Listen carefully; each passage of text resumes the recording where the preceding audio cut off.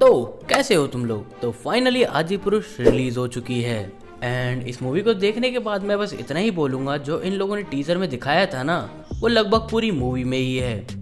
जब आदिपुरुष का पहला टीजर आया था तो लोग काफी ज्यादा डिसअपॉइंट हो गए थे, तरह तरह की गालियां दे रहे थे। बट उस टाइम तो आदिपुरुष के क्रिएटर्स ने अपने कानों में रुई डाल ली और 8 महीनों को और एक्स्ट्रा टाइम लिया, जिससे कि वो आदिपुरुष के VFX को सही कर सकें। और अगर मैं सच बताऊं तो इन लोगों ने ज्यादा कुछ सही नहीं करा। जो दिन के सीन थे उनको कलर ग्रेडिंग करके रात के सीन बना दिया, या फिर कह सकते हो सनसेट के टाइम का सीन बना दिया।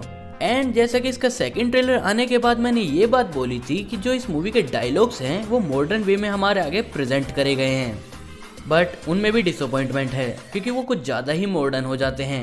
एक टाइम तो ऐसा लगता है कि ये पुरानी जो रामायण आती थी उसके जैसे डायलॉग्स चल रहे हैं, but on the other hand second time हमें ऐसा लगता है इस मूवी के डायलॉग्स को कुछ ज़्यादा ही इम्प्रोवाइज कर दिया गया है।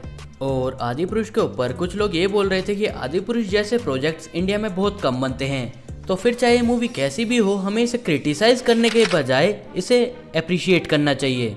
बट मैं ऐसा कहना चाहूँगा कि ऐसा नहीं होता। It is okay not to be okay, but sometime it is not okay अगर बात रिलीजन पे आ जाए तो। इवन आदिपुरुष के क्रिएटर्स भी ये बात कंफर्म कर चुके हैं कि उन्होंने इस मूवी को अडेप्ट करा है। उन लोगों ने इस मूवी को वाल्मीकि रामायण से अडेप्ट करा है, कॉपी नहीं करा। एंड अगर ये मूवी चली तो खाली एक ही वे में चलेगी, बैड वे में, क्योंकि इस मूवी की फर्स्ट शो की सारी टिकट्स फुल थी। इवन इस मूवी के क्रिएटर्स ने सभी सिनेमा हॉल वालों से ये रिक्वेस्ट करी थी कि सिनेमा हॉल के अंदर एक सीट खाली छोड़ देना लॉर्ड हनुमान जी के लिए, ताकि वो भी हमारी नई बनाई हुई रामायण देख सकें। प्रभास एज श्री राम बहुत बुरी कास्टिंग करी गई थी, लोगों ने ये बात पहले ही प्रिडिक्ट कर दी थी एंड इस मूवी ने तो कंफर्म भी कर दी।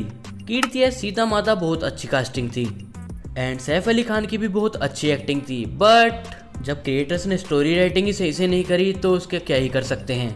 मूवी के अंदर कॉस्ट्यूम डिजाइनिंग की कमी तो थी ही एंड VFX की तो पहले ही देख ली थी लोगों ने। सुग्रीव और बाली की जो फाइट होगी ना उसको तुम पूरी तरह इग्नोर कर देना, क्योंकि अगर तुमने जरा सा भी देखा कि वहाँ क्या चल रहा है, क्या हो रहा है, तुम्हारा माइंड बूम। देखो लोग तो सच बोलेंगे ही, फिर चाहे तुम कुछ भी बनाओ, कैसे भी बनाओ।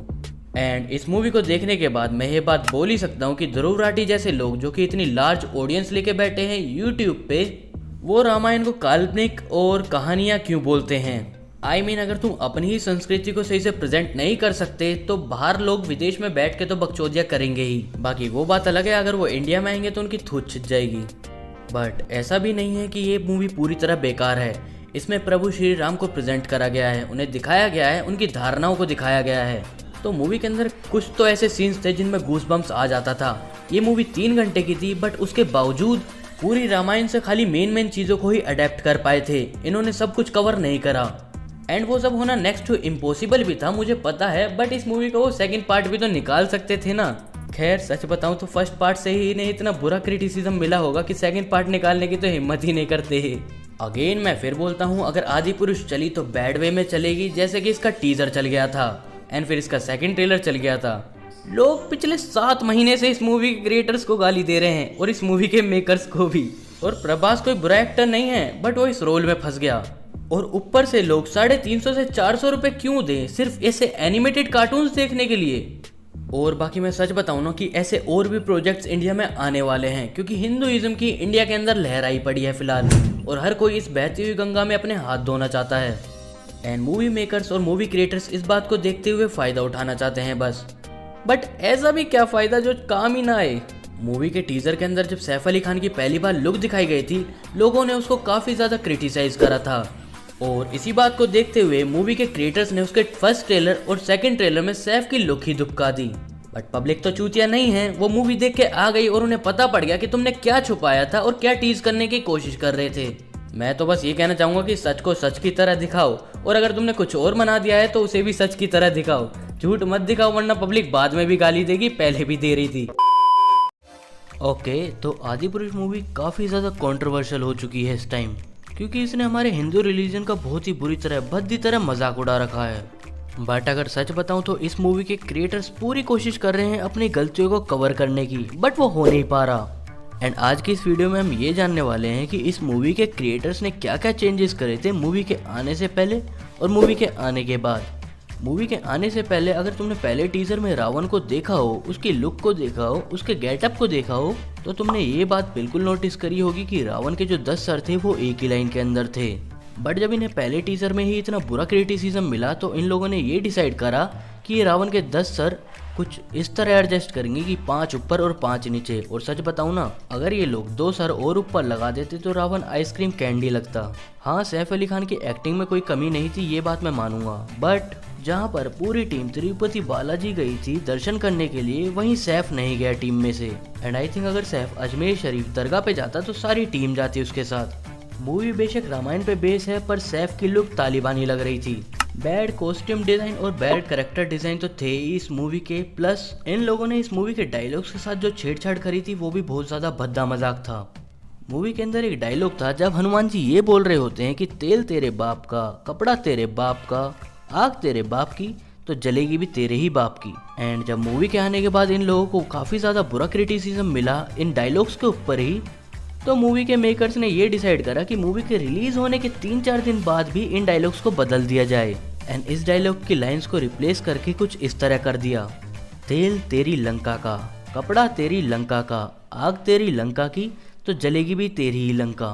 एंड इस मूवी के अंदर जिसको डायलॉग लिखने का काम दिया गया था, उन्होंने अपने आप को जस्टिफाई करते हुए ये कहा कि रामायण को जो हमारी बचपन में दादी या नानी होती थी वो हमें इसी तरह सुनाती थी डायलॉग्स के through. But I don't think ये कोई सही वे था किसी भी चीज को सही करने का। इवन इस मूवी के मेकर्स थे जो, वो काफी ज्यादा दोगले आदमी हैं। मैं ना तेरा भी दोगलापन निकालता हूँ, मैं बताता हूँ तू कितना बड़ा दोगला है। मूवी के आने से पहले ओम रावत ने अपनी ये स्टेटमेंट दी थी, हमने कुछ भी चेंज नहीं करा है, आपने जो रामायण बचपन में देखी थी, जैसी रामायण आपके दिल में मन में बसी हुई है वैसे ही हमने बनाई है, हमने कुछ भी चेंज नहीं करा। बट मूवी के आने के बाद जब इन लोगों को बहुत ज़्यादा बुरा क्रिटिसिज्म मिलने लगा, लोग बुराइयां करने लगे मूवी के बारे में, तो इन लोगों की स्टेटमेंट भी बदल गई। एंड मूवी के आने के बाद इन लोगों ने ये बोला कि हमने रामायण नहीं बनाई, हमने तो बस अडेप्टेशन करी है, हमने तो बस थोड़ी चीज़ें कॉपी करके बनाने की कोशिश करी है। एंड ये तो कुछ भी नहीं है, ये सब कम पड़ गया था इनकी मूवीज़ को डुबोने के लिए, जो इन लोगों ने अपने एक इंटरव्यू में ये स्टेटमेंट दे दी कि हनुमान जी भगवान नहीं है, वो तो इंसान है, हमने अपनी आस्था से उन्हें भगवान बनाया था। भैया जी, वो रुद्र के 11वें अवतार हैं, तुम अपनी लंका खुद ही लगा रहे हो। मूवी का तो पता नहीं, पर तुम्हें सिक्योरिटी की बहुत ज़रूरत है फिलहाल। अब तुम रावण के पुष्पक विमान को एक चमगादड़ में बदल दोगे, जो कि तुमने ड्रैगन बनाने की कोशिश करी थी बट वो मना नहीं, एंड वो भी गेम ऑफ थ्रोन्स की कॉपी थी।